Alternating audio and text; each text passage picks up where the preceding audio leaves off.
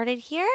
So welcome everybody to this month, March 2025, the SUD Community Workshop is Relapse Part of Recovery. We're excited to have you here with us tonight. We have another great big audience, so we are super excited to have you.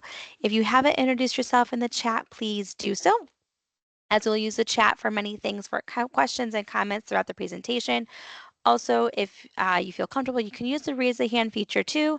Kaylee, my counterpart here at OCHN for all things SUD events, she and I will monitor the chat in the raise a hand feature to make sure your questions and comments are answered accordingly throughout the presentation. This is a workshop that is worth 1.5 McBAP credits.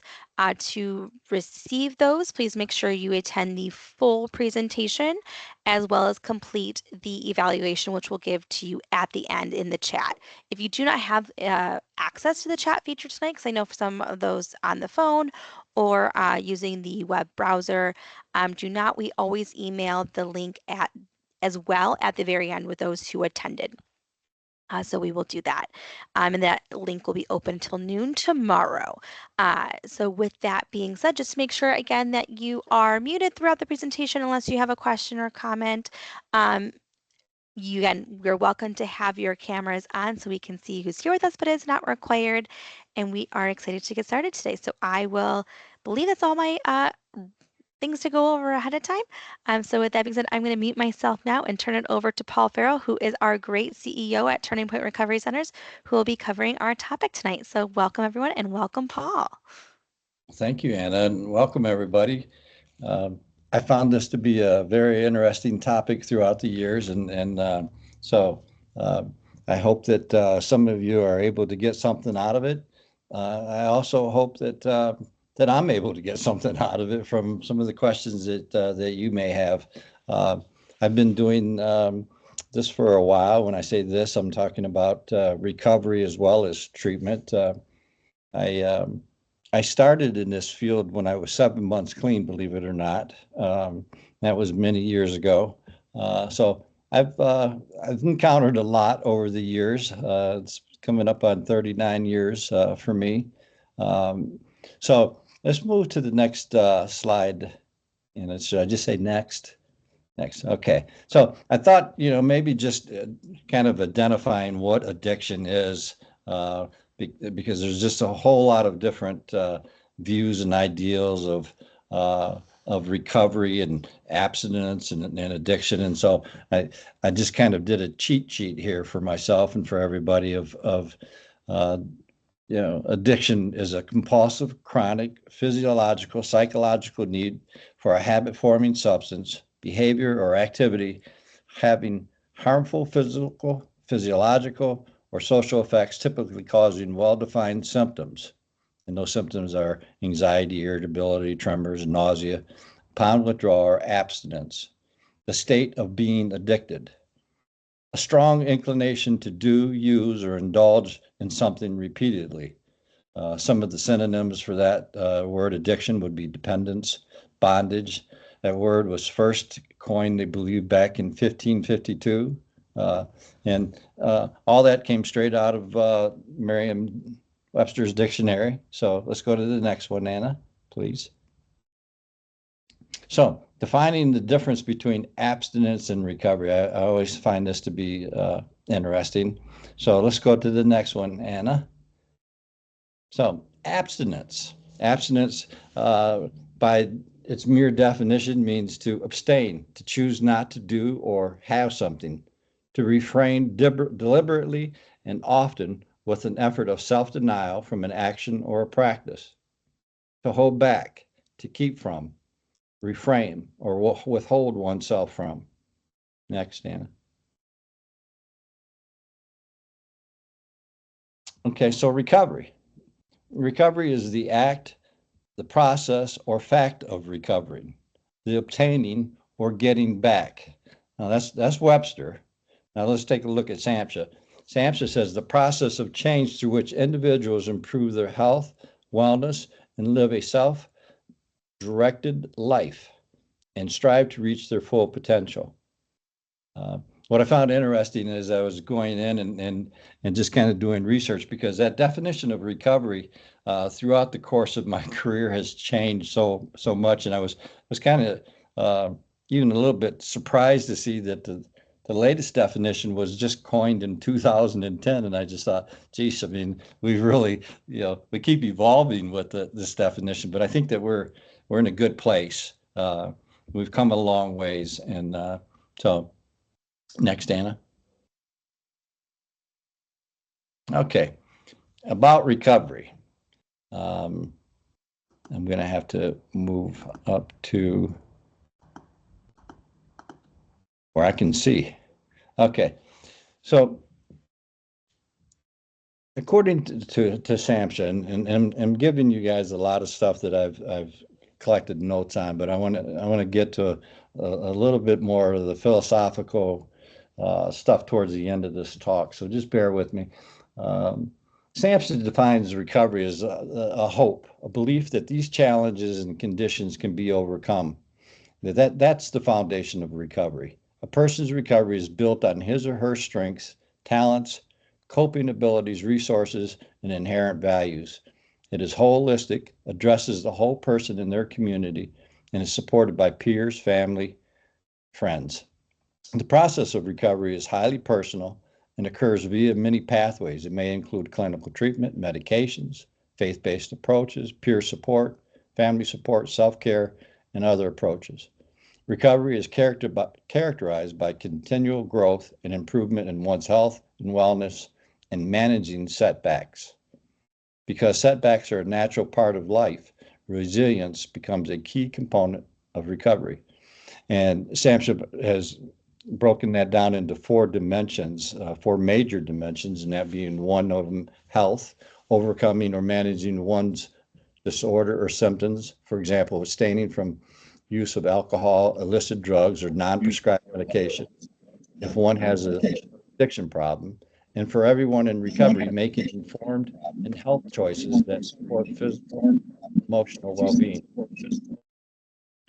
And then home, having a safe and stable environment that would be conducive to their ongoing recovery, uh, and having some meaning and purpose in life again, conducting meaningful daily activities such as job, school, volunteering somewhere, uh, being with family, caretaking, getting involved in some creative endeavors, and having independence, having the ability to work and have an income, and the resources in order to participate and acclimate themselves back into society, into the community again. And then the last one is community, having relationships and social networks that provide support, friendship, love, and Friendship, hope in that person. love, love. Next. Is that me reverberating or no? No, and just give me 1 second, because hold on 1 sec. Sorry, the PowerPoint just fritzed on me, so just give me 1 second. I will reshare it with everybody.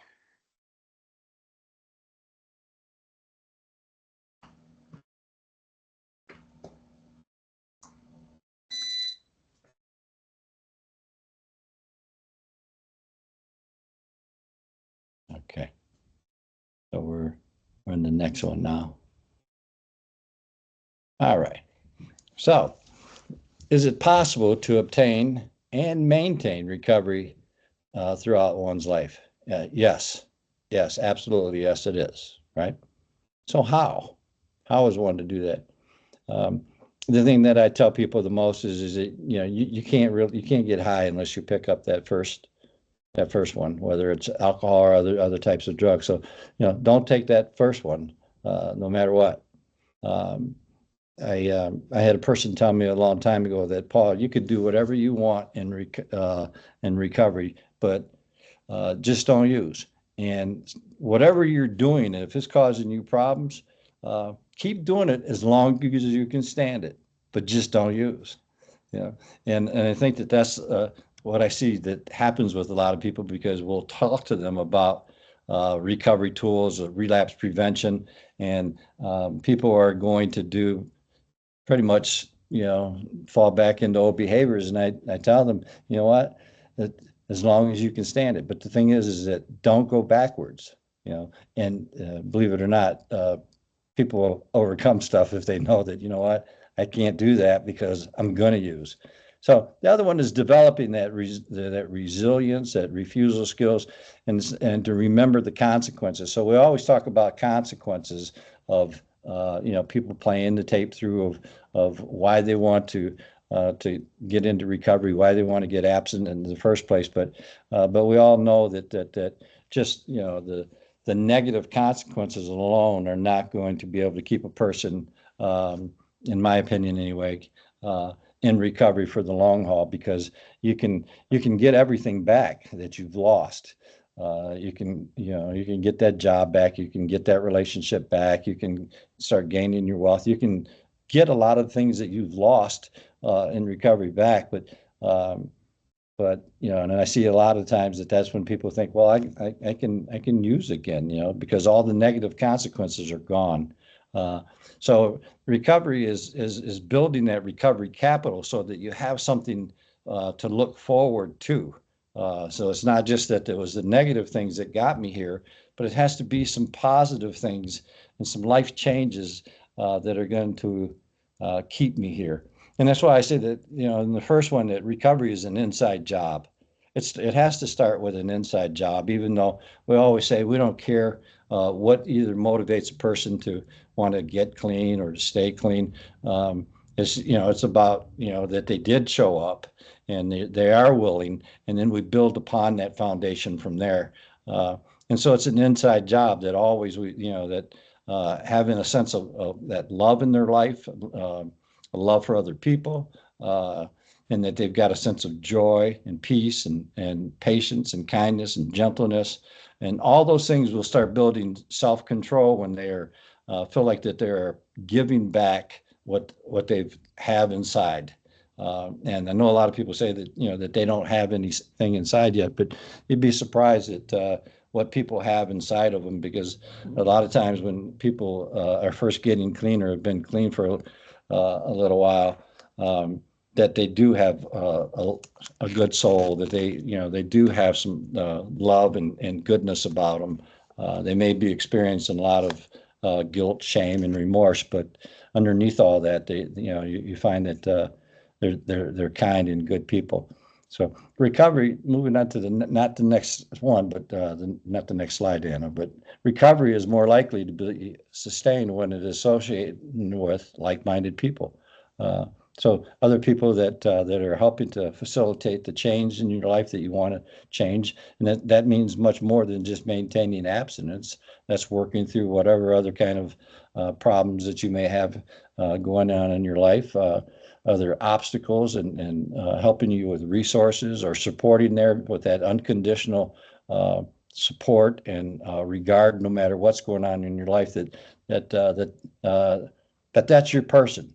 These are your people. This is your person that you could always turn to no matter what, and talk to no matter what, because there's not going to be any judgment. There's not going to be anything but an unconditional regard for you no matter what. And so that's always very important in the process of recovery.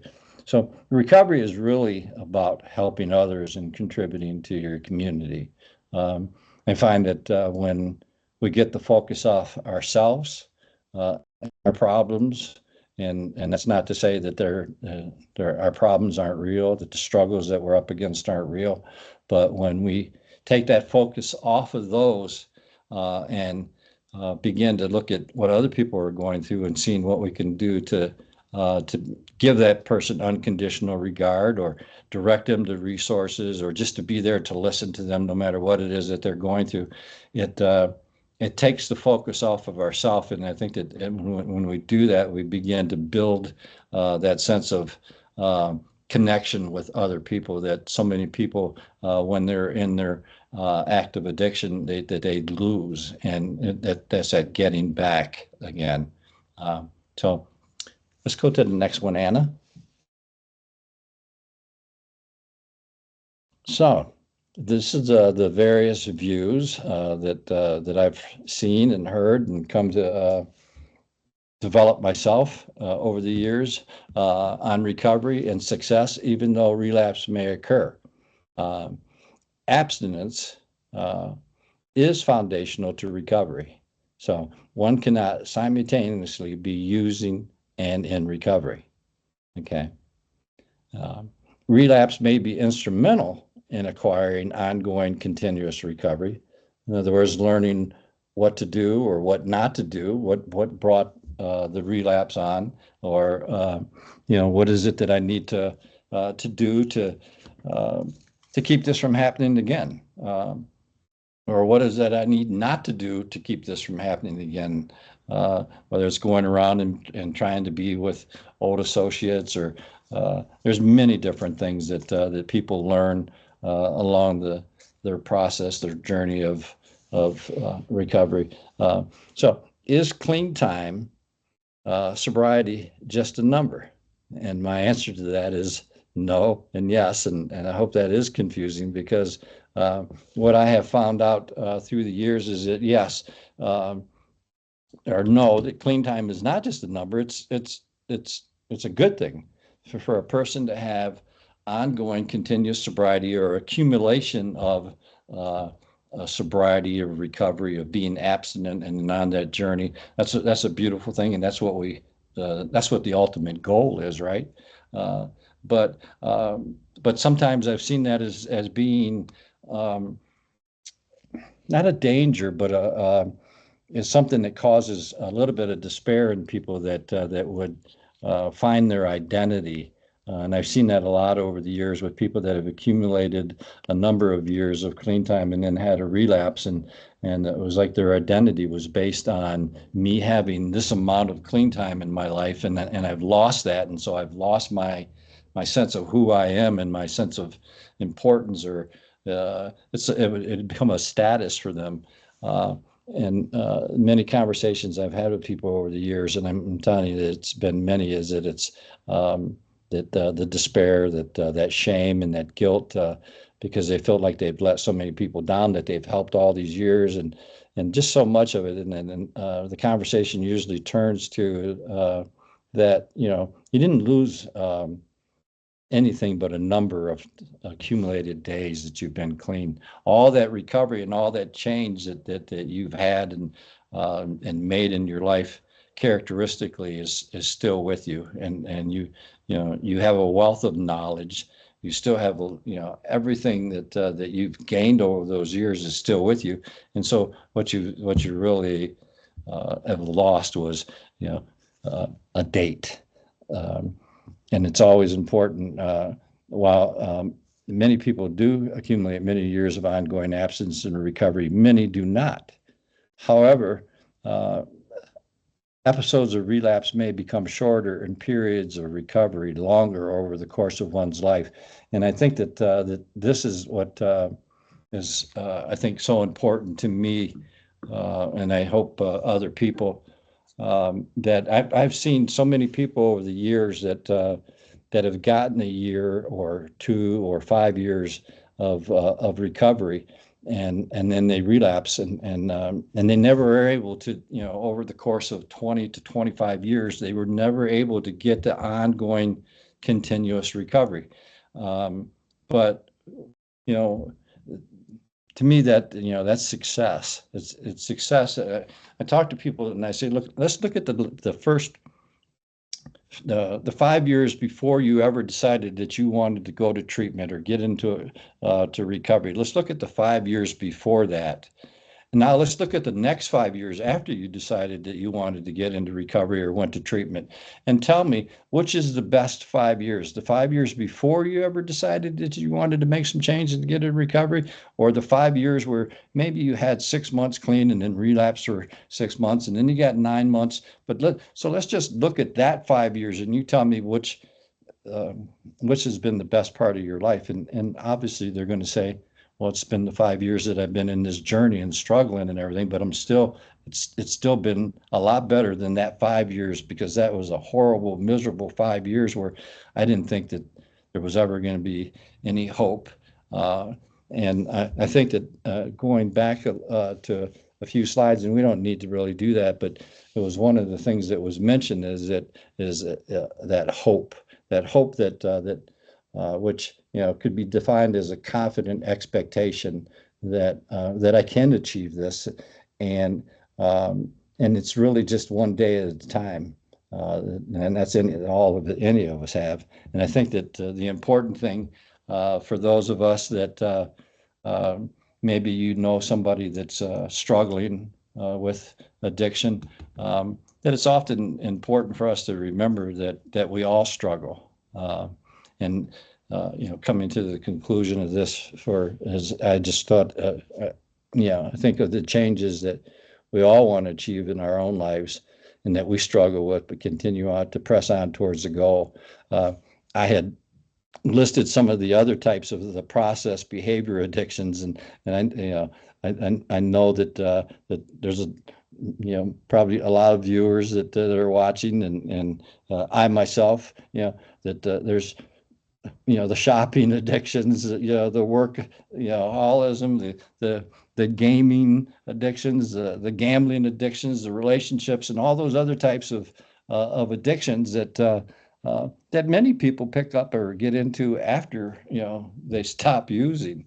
And I think that once we all get into that realm, whether it's you know anything in our life, and we all have changes that we want to make in our life, and sometimes we run up against that wall with it. It's like, man, I really want to change this, but I don't feel like I keep one step forward and two steps back. And I just would like to encourage people that's also what we see with people that are that have SUD disorders, and that they experience the same thing. And then I think this is just that, um, I've always thought that people really want to know that you care about them and keep encouraging them no matter what.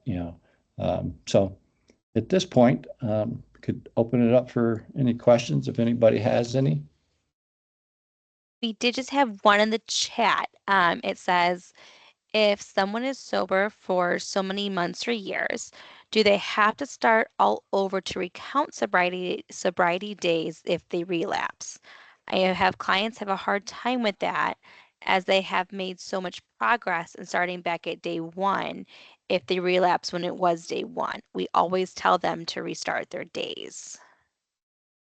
Well, that's the part that I say is clean time, just a number, the no and yes, because I think that we can get too wrapped up sometimes in that, and that's where a person would want to start formulating their identity based on their clean time. I think that if look, I remember having 7 days clean and thinking that was a miracle. It was a beautiful thing. I mean, I've never been clean for 7 days in my entire since I was a little kid, right? So, um, so I mean, at the end of the day, I don't know how important that really is. I don't. I mean, I think that it's a wonderful thing, but if recounting a clean day is going to bring a person some type of guilt or shame or remorse or regret, or then I would say it doesn't matter, really.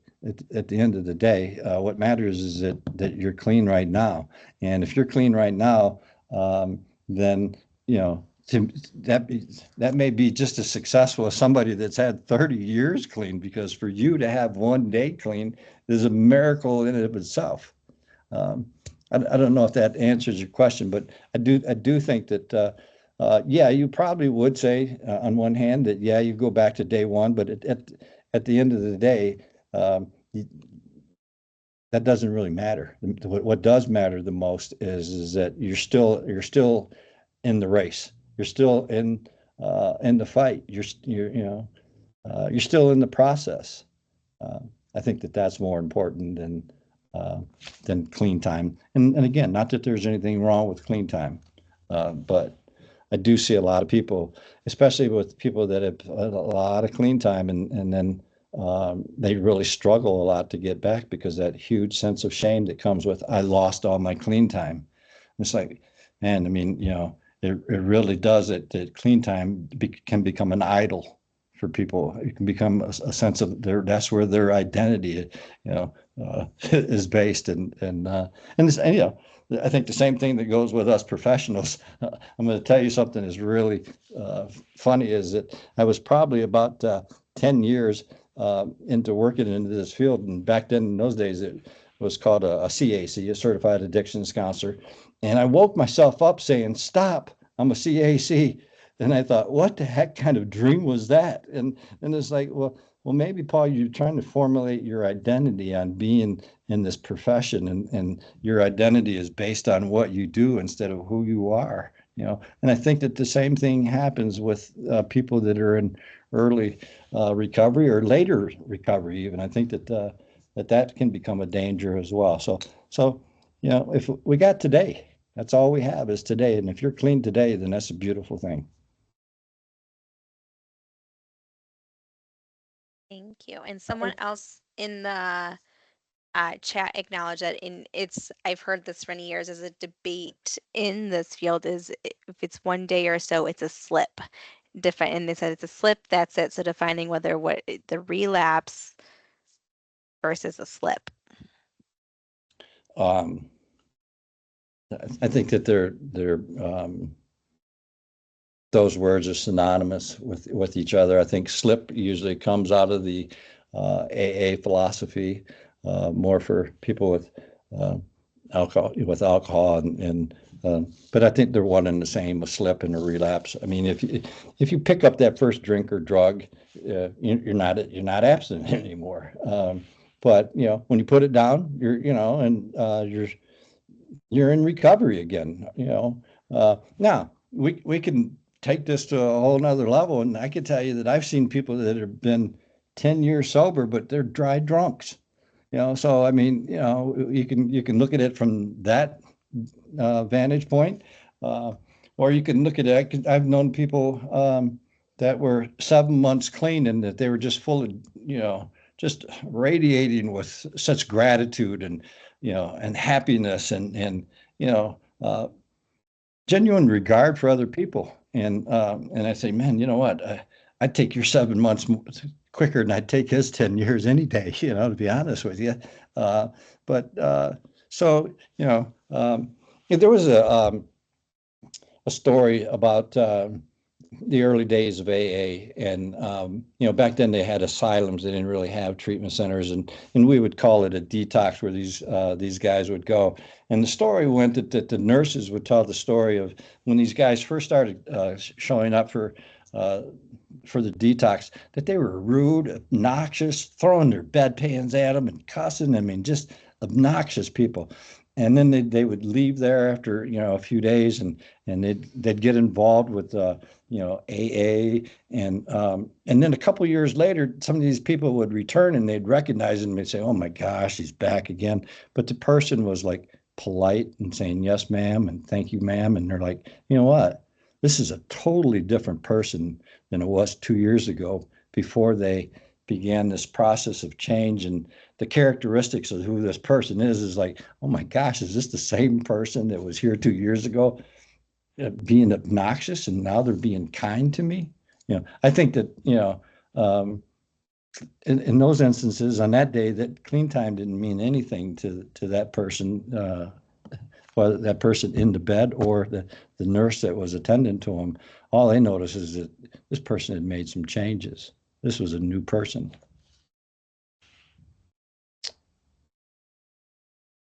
Awesome. The next question we have is, how would you address that loaded statement, once an addict, always an addict?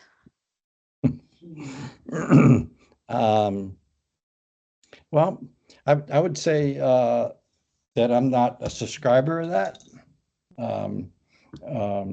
only because I believe that we are all created to be dependent, and that we're going to be dependent on something, and that we were designed to be dependent on the Creator. So as far as once an addict, always an addict, I do think that a person that has a chemical dependency problem, or with whatever particular drug or choice or whatever they're using, um, that we should be defined as much more than addicts. I always found it interesting that in the 12-step programs it says that we admitted that we're powerless over our addiction, not under our addiction. Uh, and so, I don't like defining myself, or I don't want to really define everybody else as being an addict. I think that we're much more than that. Now, does that mean that that we can think that we can go back to using again? I mean, I don't think that that's what that means. That once I'm an addict, then I'm always an addict. I don't, that's not at all suggesting that, um, you know you're going to be, addicted forever. So I don't know if I've answered that question, but um, I'm not really big on that kind of a phrase, because I think that we become much more than defining ourselves as addicts. Thank you, Paul. Mhm. The next question is, can you be in recovery while being a participant in medicated assisted treatment? Well, absolutely. And now, having said that, I want to tell you, I'm old school. And I never many years ago I would have never have said that. I would have told you that I did not believe in back in those days, and I'm talking about um, during the mid '80s up to the mid '90s and stuff. That when methadone, we didn't have Suboxone, we didn't have Vivitrol, we didn't have any of that stuff. It was just methadone, and most of the people that I knew back in those days, they were selling their methadone or using on with heroin and stuff with the methadone. Um, and I stayed that way for a number of years, and thinking that, what, if you're on mat services, then you're not clean, you're not in recovery, you're just substituting something for another, and that changed for me.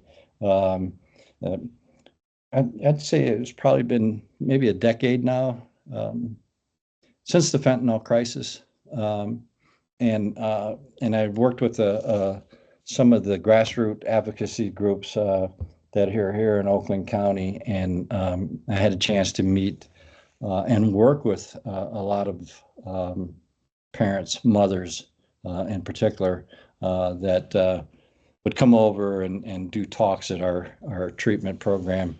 And one of them said to me, "Paul, I'd give anything to have my son alive and on methadone." Um, and that struck me. That that really turned me around and said, "You know what? Um, I think that if you have somebody that you really love, whether it's your child, a significant other, your spouse, your parent, your sibling, that if a person is on mat services and they're still alive, number one, and most importantly, and number two is that they're acclimating themselves back into society again. Many people that get on mat services, they're able to function, they're able to go to work, they're able to maintain their relationships with their significant others, with their families. Um, they're able to contribute to our communities. And so as far as yes, a person can be in recovery, and they are in recovery um, while they're in mat services, just as much as anybody else is in recovery. Um, and that's and, I think the larger part of this whole um, conversation could even go to what if somebody in long-term recovery develops an anxiety or a depression? I mean, and they have to get on medication for that. I mean, so what I think what's helpful is to look at something as a medication as opposed to a drug.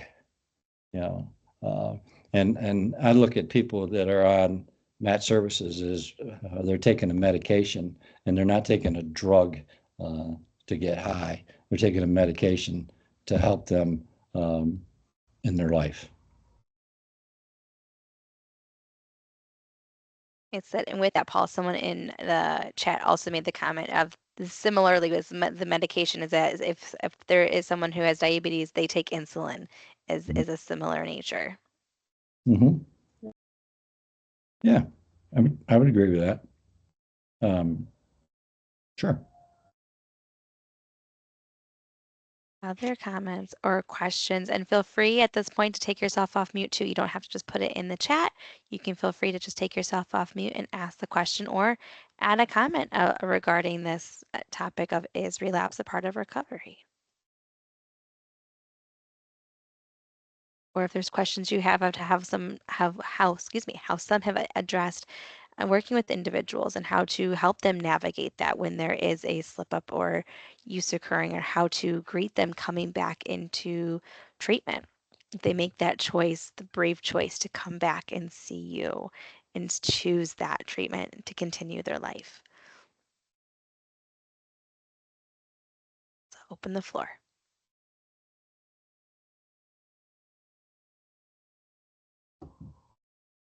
I'd like to answer that question if I could, Anna. Oh, go ahead. It was just open thoughts related to it. Yeah. What I found is that we do see a lot of people that return that have been here at Turning Point, and I'm sure that those of you that may be watching that or be listening in that you see a lot of people that come back, and I think that says a lot that a person feels comfortable enough to return because they don't feel judged, they feel cared about, they feel welcomed, I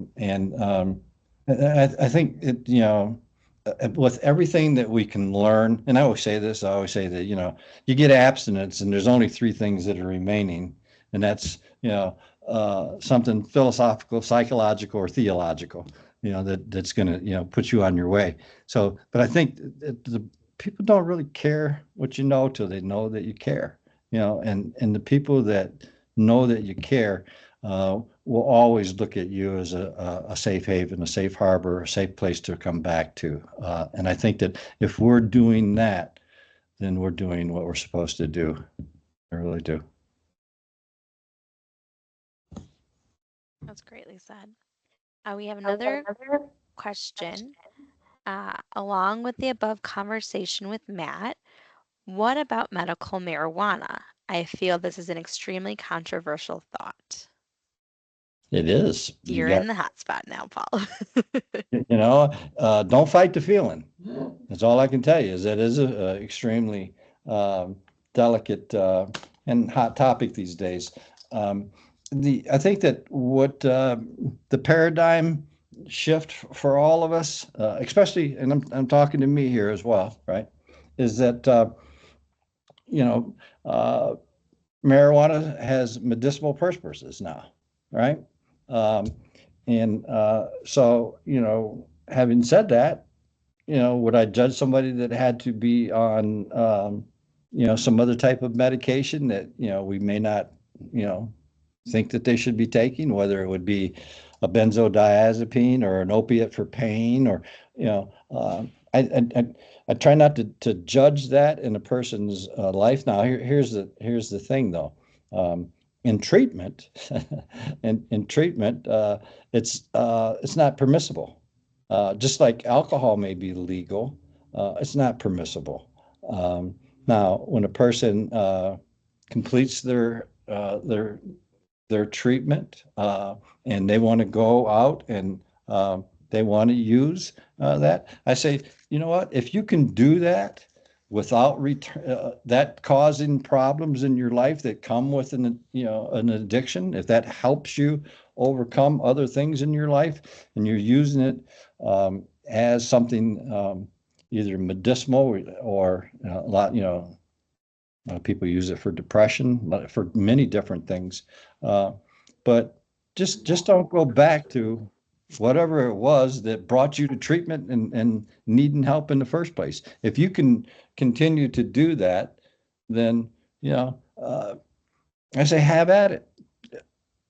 Just don't go back to doing whatever it was that brought you to that place of despair and ruin and depression and all those other things in your life.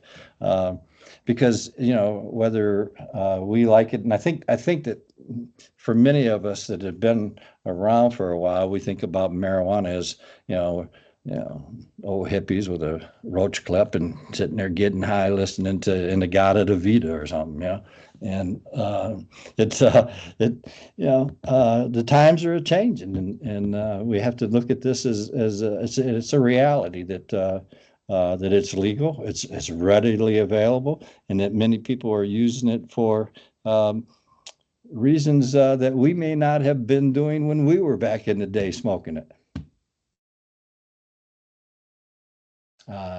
I know that skirted your answer completely, but that was the best I had. I know it's a hot topic, and yeah, we'll continue to wrestle with that one. I'm sure. Could it be I considered harm reduction? mhm. Sure. Why not? I think so.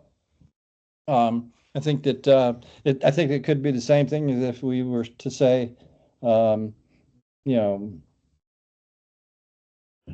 would you want a person on marijuana or methadone?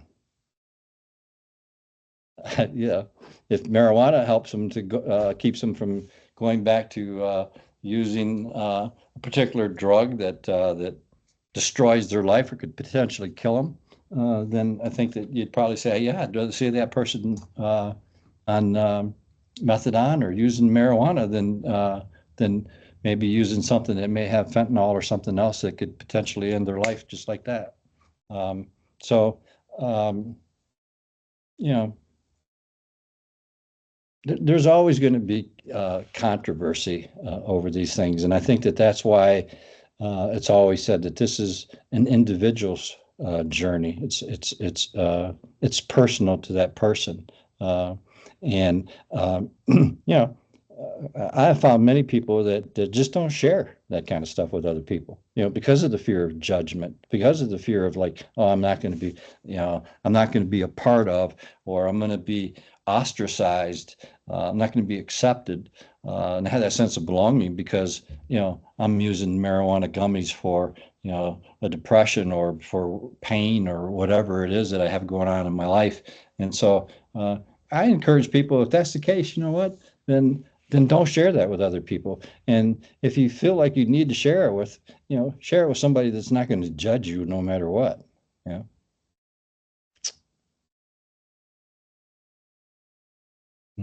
I seen another question, but I missed it. Yes, sorry, didn't unmute myself. So there's two. So the first one is, what is your take on harm reduction? My take on harm reduction has changed over the years, obviously. um, I think that anything that reduces not only harm to that individual, but harm to family and the community. So, when I see a person that is,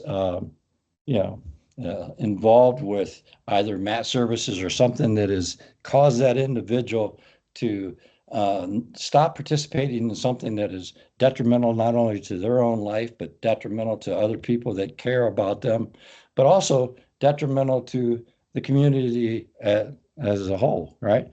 So you got a person that's not out doing robberies or breaking and entering and in your houses while we're sitting here having this conversation on this, this thing right now that somebody's on harm reduction and we're going to go home and your stuff's still going to be there because that person's on harm reduction. I think that's a wonderful thing. So my view on harm reduction is that's always something that we should be working at, is because what's the key is first do no harm, right? First do no harm. And if somebody is not harming themselves anymore, then uh, that's helpful. That's a good thing.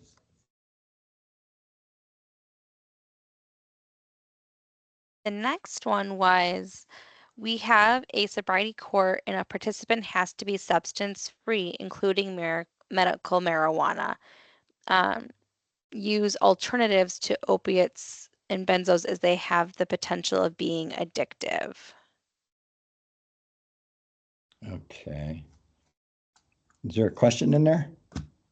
Not, it, Jessica, you're the one who asked it. Is this just a statement or is this a question? Sorry, I'm just reading it out loud from the chat. Okay.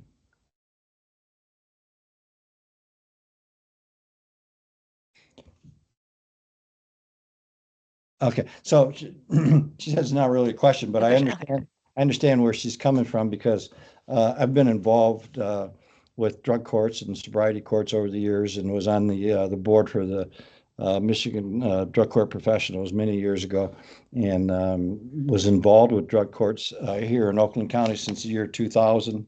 And you know, at the end of the day, the judiciary, the judge always wins. Yeah. The judge is the one with the hammer. They're the ones with the control. A person has put themselves in a position where they're involved with the judicial system. And so the judicial system is always going to win in those cases. And I tell people, I said, well, you know, unfortunately, you put yourself in that position when you committed the crime. And so the judge and your probation orders are going to dictate, control your life. And that's what happens. And I'm, you know, people aren't usually a big fan of me saying this, but I do think that consequences and even sometimes incarceration may be therapeutic. Not to say that it's the ultimate thing, but I do think that sometimes in that pendulum of change, because many years ago there were no alternatives to incarceration, and I lived during those days, and then you know the pendulum came around where you know with social justice and the ability to be able to get into a sobriety court or go to treatment rather than just get locked up or pay a fine. You know, and they did studies about that, by the way, on you know the the socioeconomic status of a person. If you were from Pontiac, you were going to jail. If you were from West Bloomfield, you were going to get a fine. If you were from Novi, you were probably going to get treatment. And so they looked at how people were sentencing for like drunk driving, for instance. And you know, so you know, I think that it's important for us to you know sometimes step back and take a look at you know how far we really came in trying to not lock up the drug problem, but also not let the pendulum go so far as to that there still needs to be consequences. You know, and some of those consequences are is that guess what? You may have used to use medical marijuana or other kind of things before you got involved with the judicial system, but you know, they have the right to take away what you think is your right because for them, it's illegal or it's not permissible rather. Let me not say illegal. Let me say permissible because a lot of probation orders will tell you that you can't drink either. You can't be in a bar. So so that's just my 2 cents on that one.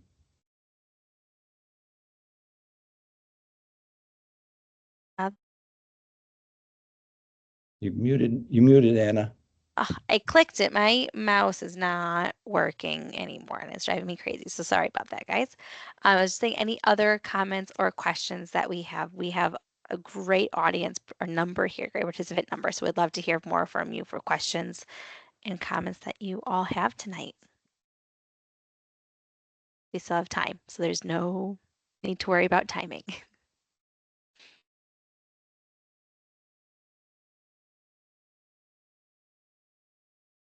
Go ahead, Jordy.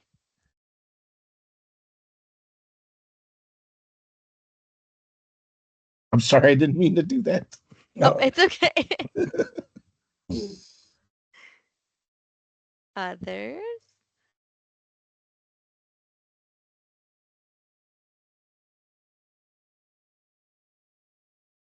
Well, usually I would just keep going on, but you know, they told me I need to go to an on and on and on meeting. So, you know, maybe I should just stop right here.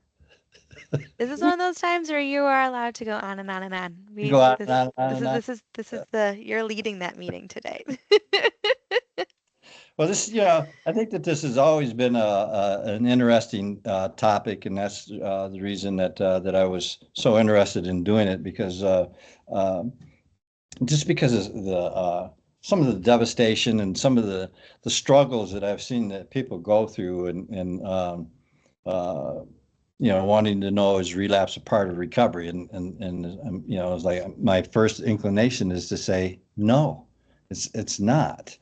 You don't have to relapse in order uh, to to get into recovery. I mean, you did a whole bunch of that in order to get you to that place, of pre-contemplation of saying, you know what, maybe getting clean would be a good thing, or hey, I'm tired of living this way of my life. I think that you must have had those thoughts many times before you got to that place. And so I tell people that I relapsed for 2 years before I got clean, because every single day of my last 2 years of using, I was miserable and I wanted to stop. And and so when I finally got to the place where I was able to get into a detox and get a few days under my belt, and I didn't crave that misery anymore, because that's what it equated to me. And so I think that um, people can get ongoing recovery. And sometimes people are going to have to, they will have a relapse, and hopefully those relapses cause them to take a serious, deeper look at what changes need to be made. Um, but again, I think the important thing overall is that, this is, everybody has a pathway to their definition of recovery, and what change looks like in their lives. Okay, somebody just had a question there. I missed There's it. two, yes. So the first one is, what is the effectiveness of three-quarter housing or traditional housing or recovery housing? What's the effectiveness of it? Hmm. Well, you're going to have to stay tuned to next month's I was gonna say. because Agnes Yarsik, the executive director here at Turning Point, is going to speak on that topic of um, that has to do with long-term treatment and recovery housing or three-quarter housing. But just briefly, without stealing her stuff, is that I think the benefit of that I've seen over the years, and I've been involved with the recovery housing since programs since 1989, and the benefit is that you're in a stable environment with other like-minded people. Now, does that mean that there aren't people that relapse in a recovery house? Well, there absolutely that does happen, and but I think that sometimes being exposed to that and not picking up, not returning to using yourself, and learning from what happened with that person in their life, and is beneficial as well for people to see. I know what I don't want to do, and also being, welcoming that person back. So I think that it's like the training wheels on a kid riding a bike. It's like, what, I get to start my journey off with other people helping me along the way. Uh, and I'll never forget, some of the things that I heard uh, early on that still stick with me today. Is that people are going to carry you at times in your life, Paul, when you're not able to do it yourself. You know, and you know, I think that's true. And I think that recovery houses are a good place for that. We have a few questions now Okay. and comments. So thank you for that one. And I was going to say, next month, stay tuned, everyone, and I'll give you the flyer in the email for that as well. So the next question is there another way or a better phrase to use instead of relapse is a part of recovery that normalizes the possibility of relapse and the change experience without it seeming like the expectation is relapse? Um, I think that if we probably went back to Which uh, slide? up to the sixth slide, I think that and that that that last sentence about recovery and guiding principles, and it says, because setbacks are a natural part of life, resilience becomes a key component of recovery. And I can't emphasize enough about that resilience of, you know, um, you know, a relapse is just something that occurred because there's something that I need to work on. There's something I need to to add or subtract from my life in order. It's like whatever you fall off the horse, that's where you got to get back on that horse. And whatever obstacles that are or struggles that you're struggling with, that's where you got to go back to, because that's ultimately where you're always going to end up. And so I just say, you know what, sometimes is that, we, we have to be patient with people and understanding with people. And I think that sometimes we put too much of an emphasis on relapse or clean time and because a lot of times those have connotations of shame, and that's what we want to get people out of, is not feeling that judgment about, you know what, I messed up.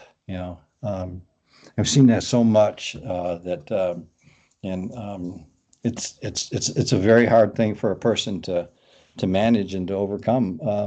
A feeling judged and feeling not a part of, and feeling like they lost something, when what they lost was a date, a continuous number of days. And, but you know what, that's just the days. They didn't lose anything internally. They didn't lose anything externally. Hopefully they didn't continue to use.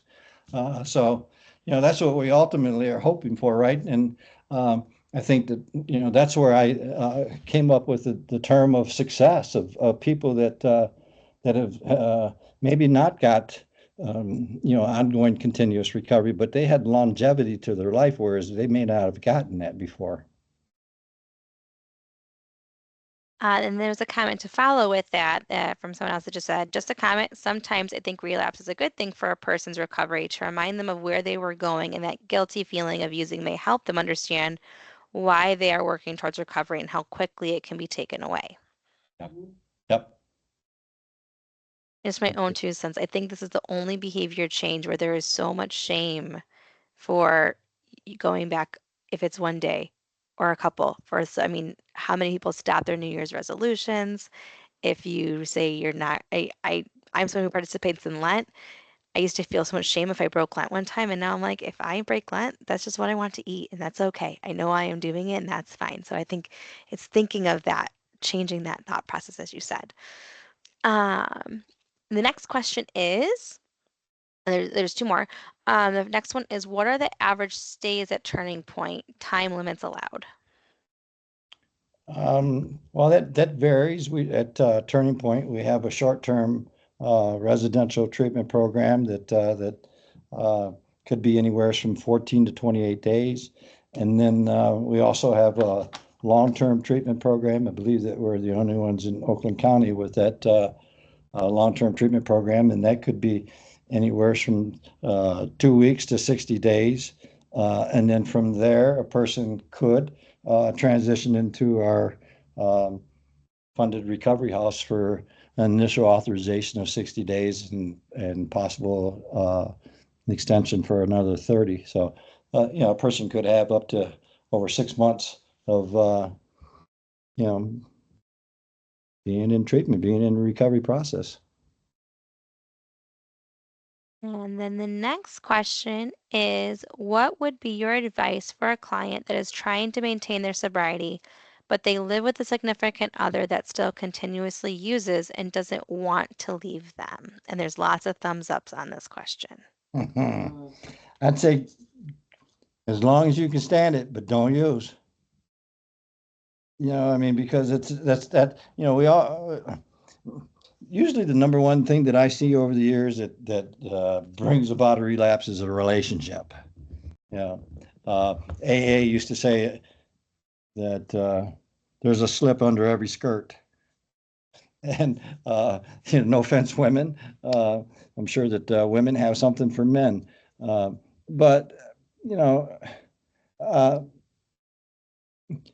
it's, you're asking a person to give up somebody that they love, and you have to understand how difficult that must be for that person. But ultimately, um, that person, if that person is in a place in their life where they know, and ultimately they're going to have to be the one to make that decision. They can have all the advice and counsel in the world, but you know, um, yeah, uh, that's a difficult place to be, trying to encourage and educate and warn somebody when they are emotionally invested in this person. I always tell them, okay, but stay in that relationship as long as you can stand it, but just don't use.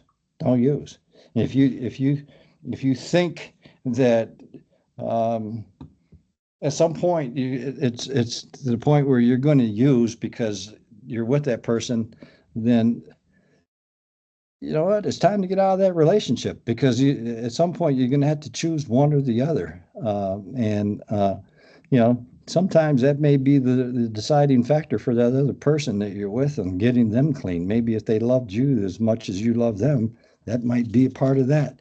That's a very difficult one. I mean, um, you know, there's no easy answers to that one, other than I come back to that because it always worked for me. Is Paul, do whatever you want to do, but just don't use, as long as you can stand it. And I'm telling you, you know, uh, suffering, misery, pain, discomfort, consequences. Those things can help drive you to wanting to make a change. And then on the other side of that, it's not just the consequences, but also the joy, the meaning, the purpose, the newness, the wonderfulness of life on the other side of that, that keeps us, right? I'm sorry, I know that wasn't a very good answer, but it's the best I got, because that's always a difficult one. That is a hard one, and it's hard too. In some people, it would work to recommend Al-Anon if they're I think in a so far in a process to see that side of it. But Al-Anon is just about you as the family member aspect, not you as someone who's in recovery, and separating those two. So that's always a hard part to Yeah. balance, but that can always be a really good place too if you're in that place to hear the other side too. And someone also made the comment, the trees don't hang out with the grass, even though that is where they started. That's And, right. um, Well, you grow. Is that what the point is? mhm, Mhm. yes. Yeah. And sometimes it's you know I heard a guy tell it one time. He says, it was like a grape. When grapes are first, come off the vine, they're like little tiny things. And he was so happy. He was like, he had like a year clean, and it was like a little grape, and he was so excited about it. And then at 5 years clean, it was like this wonderful thing. And he said, and at 10 years, he started thinking, oh my God, it wasn't the drugs, it was me. I'm messed up. It wasn't the drugs. And he said, I hit that wall. And he says, it was really, it took me back. He says, I started learning, some of those philosophies and principles again that I thought I had known. And so it was like, so that tree was growing. It did come up from the grass, but, uh, trees always have a way of continuing to grow. And sometimes it's got to be pruned, in order for it to mature. My favorite part about this field is all the analogies we use. It really is my favorite thing. One of my best mentors said, you will not be great in this field unless you can come up with great analogies. Uh, the next, we have just another statement that just says that the only thing about the statement, quote unquote, relapse is a part of recovery, is that so many people are not making it back from the relapses. It's true. That's true. And that is so true. And um, that's what made me change on my view of mat services um, a lot, because I had personally met a lot of people that I've come to care about, and they have lost people uh, to addiction. And when they made statements to me like, Paul, um, and they knew my view, that I wasn't down for this mat service stuff. They said, Paul, I'd give anything to, have my my child back and on methadone, and I tell you that struck me like nothing else because that's I mean, there's nothing more that needs to be said about that. I mean, if you have somebody that you love, you obviously want them alive, and if there's something that can help keep them alive, then you have to be about that. Um, um, I think that sometimes that relapse can um, occur, and there's so many old sayings that we probably don't get away with saying anymore, right? Like if any of you have been long enough to remember Father Martin and chalk talks, right? And Father Martin used to say, some people are going to die so that others can live. Now we don't like to hear that kind of stuff nowadays, and that's but he was a Catholic priest that was doing recovery talks, and uh, and we don't want people to die. We don't want to see people um, you know overdose and die and think that that's going to scare somebody or help somebody to get into recovery. Because to be honest with you, most people that I know, they want to know where the person got the dope because it must have been good stuff, and um, Yes, unfortunately. yeah. So I think that we're in the business of lives, and uh, as long as a person still has a breath, there's hope. There's hope. And I think that that's what we have to instill in people. Is I like the saying that there's three great things, and that's faith, hope, and love. And the greatest of those is love, because sometimes people run out of hope. They get into despair, and the only thing that remains is that they know that some people love them unconditionally, no matter what they're going through. That they are loved, and there's um, there's something strong about love that it doesn't matter where you are in your life. The human beings want to be loved, and they want to love others. So I think as long as we keep that in mind, then we do well.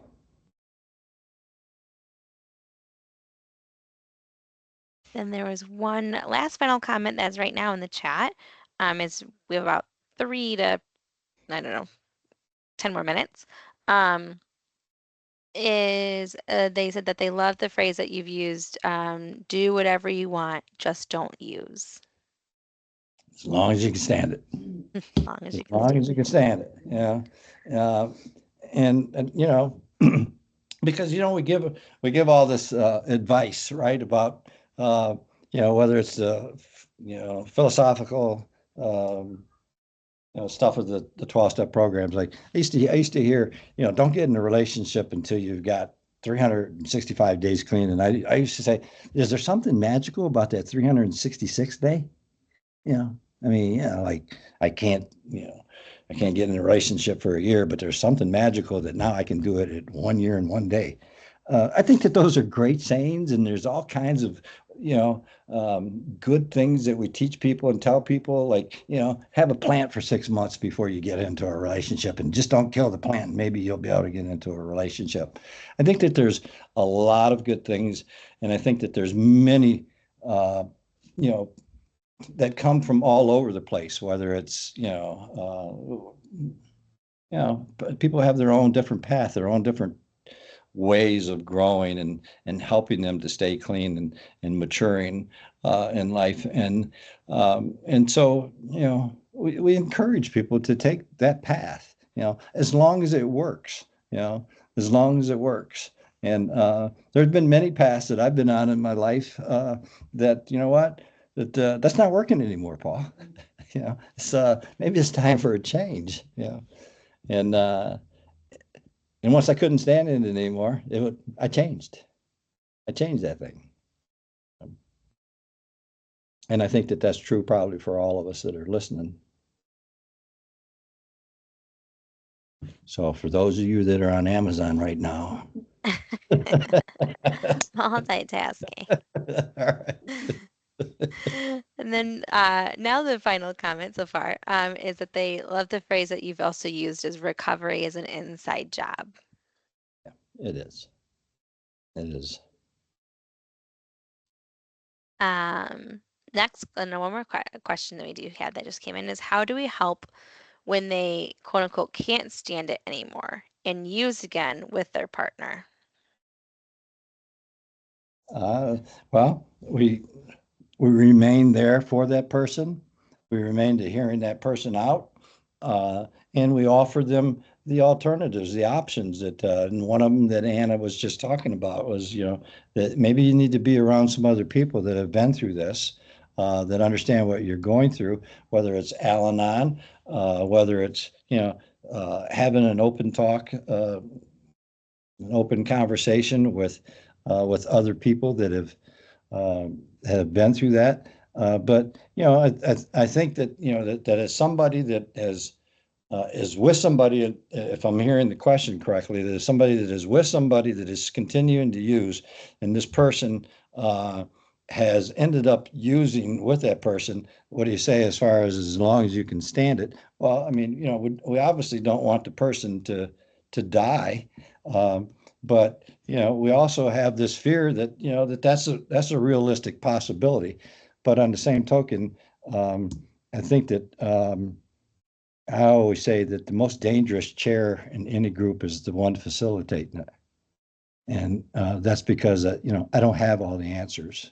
I don't, and and all we can do is offer hope, offer some good feedback and some direction, and ultimately we can't control people's choices and their decisions, and I have to remember that because I don't take in responsibility for anybody's recovery because I'm not taking responsibility for anybody's relapse either.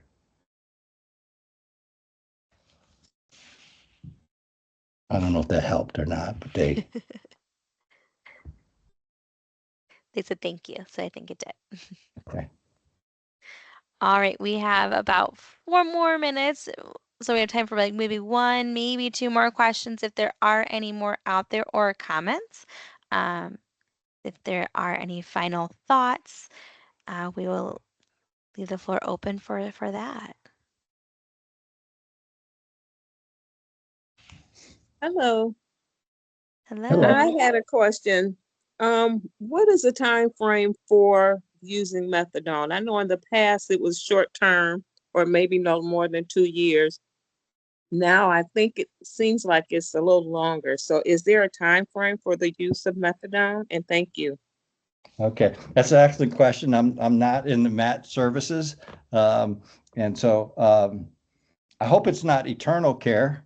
But you know what?